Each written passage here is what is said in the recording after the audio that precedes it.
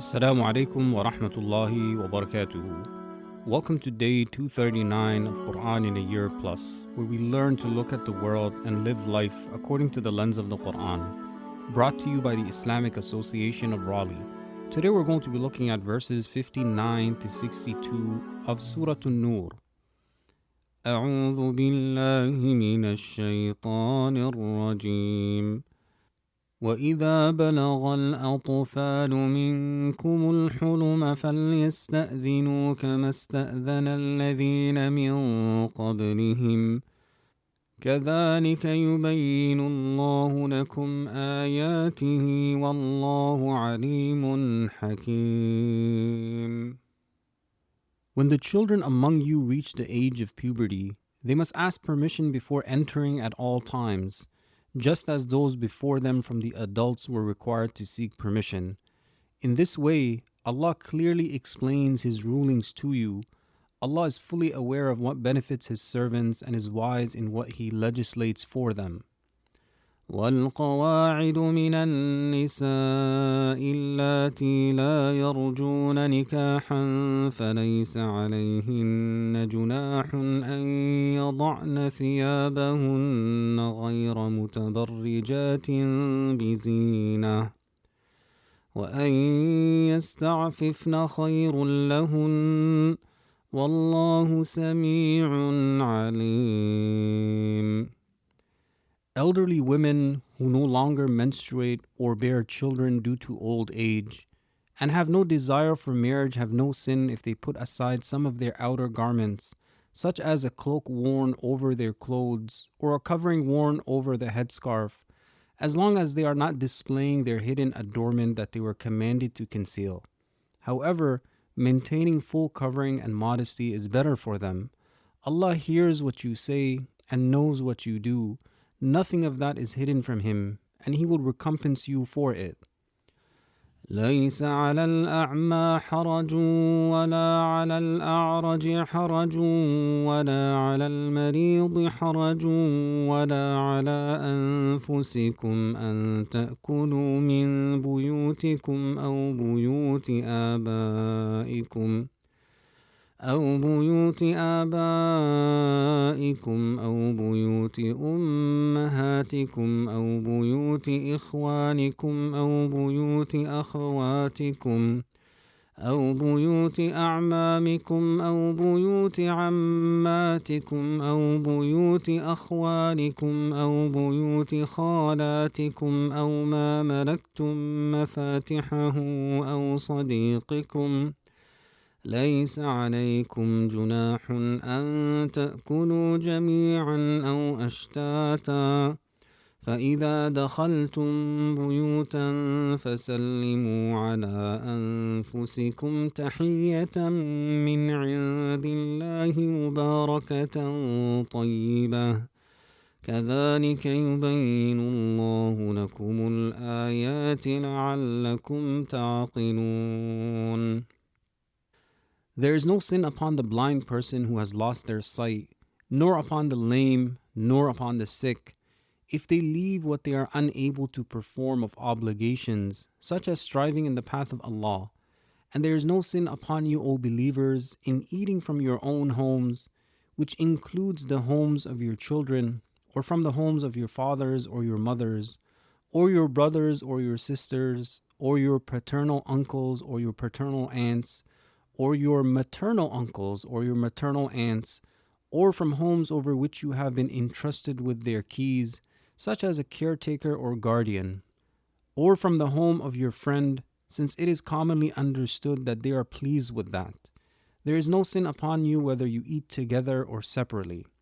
When you enter houses, then greet one another with peace by saying, "Peace be upon you."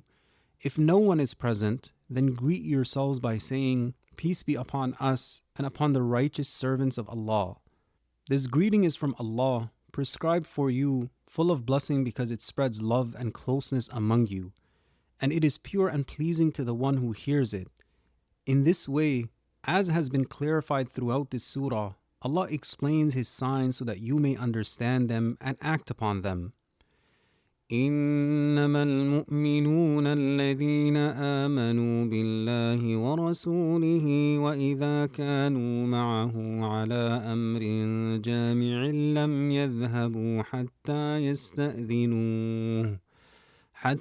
يستأذنوه إن الذين يستأذنونك أولئك الذين يؤمنون بالله ورسوله فإذا استأذنوك لبعض شأنهم فأذن لمن شئت منهم واستغفر لهم الله إن الله غفور رحيم.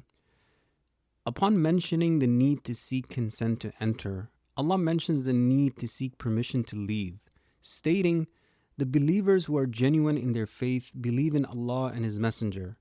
When they are summoned to convene by the Prophet ﷺ for a matter concerning the affairs of the Muslims, they do not leave until they seek his permission to do so. O Messenger, indeed those who seek your permission before leaving, they are the ones who truly believe in Allah and His Messenger. So if they seek your consent to leave due to some important matter that concerns them, grant permission to whomsoever you wish from them and ask Allah to forgive their sins. Indeed, Allah forgives the sins of whoever repents from His slaves and is merciful to them." As we reflect over today's verses, Surah An-Nur highlights some important principles for building a healthy home and a healthy community. A healthy society needs knowledge, they need boundaries, they need love, and they also need discipline. When Allah says, "O you who believe, let those whom your right hands possess, and those among you who have not yet reached puberty, ask your permission before entering at 3 times, before the Fajr prayer, at midday when you put aside your clothing, and after the Isha prayer. These are 3 times of privacy for you." Shaykh Sa'di, he says, this verse shows that the teacher, the preacher, and anyone who speaks about Islamic ruling should accompany the ruling with its reasoning and underlying wisdom, and not present it without explanation or evidence. Allah did not only state the ruling here, but also clarified its reasoning by saying, 3 times of privacy for you. And when Allah says, when the children among you reach puberty, they must seek permission before entering just as those before them from the adults seek permission. The scholars explain, they say, this verse is evidence that puberty, marked by nocturnal emission for males, is the boundary of maturity and the point at which religious obligations become binding upon them. From this we learn important parenting principles. Allah teaches us to teach children boundaries gradually. First, they are trained to ask permission at 3 specific times. Then when they reach puberty, the expectation changes. Now they seek permission like adults. This teaches parents something important. Train before you hold accountable. Explain before you enforce. Prepare before you expect maturity. And Allah does not only give the rule, He also explains the reason, that these 3 times are privacy for you. And children need rules, but they also need to know why. That as we nurture children, we're not just instructing, but we're also educating them on the why. And this is important that parents understand their deen as well. They understand how the world works. So when they converse with their kids and their children come to them with questions, not only can they answer, but at the same time they can explain the reasoning behind it. They teach them how the deen is relevant in their lives, how it applies in real life. Because the goal is not only to raise a child who obeys when parents are watching, the goal is to raise a child who is aware of Allah, who knows why they believe in Islam, who knows why they act upon the teachings of Allah. And many parents make one of 2 mistakes. Some give children rules without explaining the wisdom. Others wait too long and then suddenly expect maturity. But we start with small boundaries. We explain the reason, why things are important, and then increase responsibility as the child matures.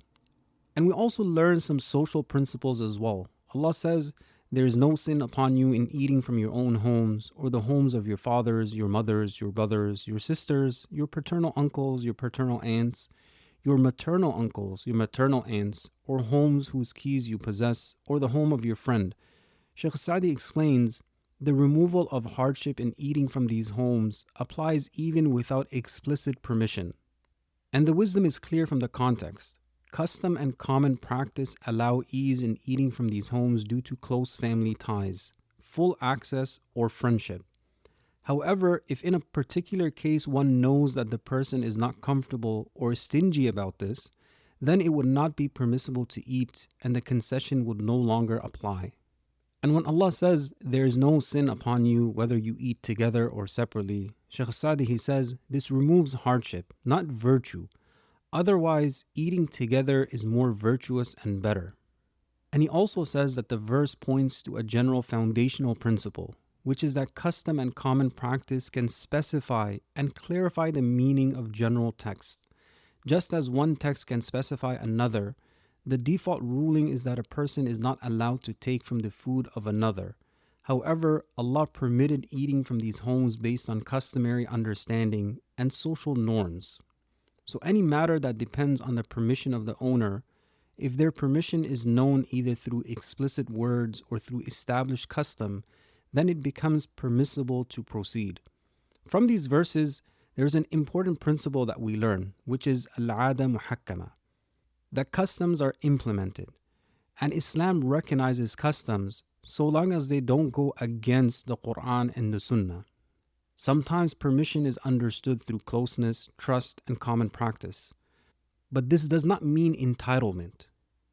If you know someone is uncomfortable, then you stop. So the principle is always balanced.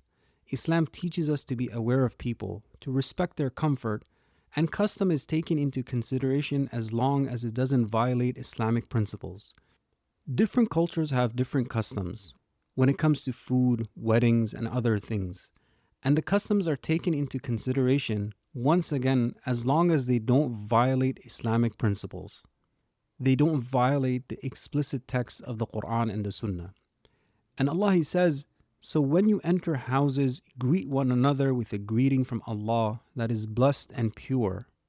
Shaykh Sa'di he says, this means that some of you greet others among you because the believers are like one single body due to their mutual love, mercy, and compassion. And Ibn Atiyah he says, it is described as blessed because it contains a supplication and brings about love and affection from the one who is greeted. And Ibn Uthaymeen says that this shows the virtue of giving salam. Allah described it with three qualities. It is a greeting from Him, it is blessed, and it is pure. These are among the clear signs that Allah has explained to His servants because of what salam brings about of love, affection, and goodness between people. And the Prophet ﷺ, he said, you will not enter paradise until you truly believe, and you will not truly believe until you love one another. Shall I guide you to something that if you do it, you will love one another? He said, spread the salam among yourselves. The salam is such a beautiful greeting that Allah the Almighty has taught us. The Prophet ﷺ connects salam to love. Spread the salam between people, and love grows. And not only with people that we know, not people just within our circle, but with all the people that we see. Because we never know, a greeting, a smile, a dua, a moment of recognition can build love between people. And Allah tells us, the true believers are only those who believe in Allah and His Messenger, and when they are with Him in a matter that brings them together, they do not leave until they seek His permission. Imam al-Tabari mentions, upon a matter that brings them together, refers to a matter that gathers all of them, such as a battle that has arrived, a prayer they have come together for, or consultation regarding an issue that has come. They do not leave means they do not depart from what they gathered for until they seek permission from the Messenger of Allah sallallahu alaihi wasallam. And Ibn Ashur he says, this verse establishes a foundational principle for how collective affairs of the Muslim community are to be organized and managed. It shows that it is from the prophetic guidance that every gathering should have a leader or head who oversees and manages its affairs. The legitimacy of leadership itself points to this system. It is from the Sunnah that whenever a group gathers, they appoint someone as their leader. The one who leads the gathering stands in the place of authority over that group, similar to how the Prophet ﷺ led the Muslims. Because of this, no one should leave a gathering without first seeking permission from the one in charge. If people were allowed to leave based on their own personal desires, it would lead to the breakdown of gatherings before their purpose is fulfilled. This also applies to proper etiquette in being absent from gatherings when one has been called to attend, such as formal meetings, councils, judicial settings, or religious gatherings. A person should not miss or delay attendance at an agreed time, except with a valid excuse and by seeking permission. This teaches us such an important principle that every gathering needs leadership. Someone has to organize, someone has to direct, someone has to carry responsibility, and someone has to protect the purpose of the gathering. Because if everyone acts only according to personal convenience, the gathering falls apart. And this is one of the challenges of community work today. We love the idea of community, but sometimes we struggle with the discipline required to build one. We want results without structure. We want unity without leadership. We want impact without commitment. We want to lead without accountability. But the Quran teaches that collective success requires working together with etiquette. We show up, we stay present, we communicate clearly, we voice our concern because we're concerned for the greater good. And we seek permission when needed and respect the person responsible. We work together to what brings benefit for the Muslims. So as we walk away from today's episode, let us apply the prophetic hadith of spreading the salam between people. That this week, look for 5 people that you don't know and go and give them salam. And not just a regular salam, but a salam from the heart, that you are genuinely happy to meet them. May Allah rectify the situation of the Muslims. May He rectify the situation of our children. Make them grow up to love Islam, to love the Sunnah of the Prophet ﷺ. May He unite our hearts upon the truth. I'll see you tomorrow, inshallah. Assalamu alaikum wa rahmatullahi wa barakatuh.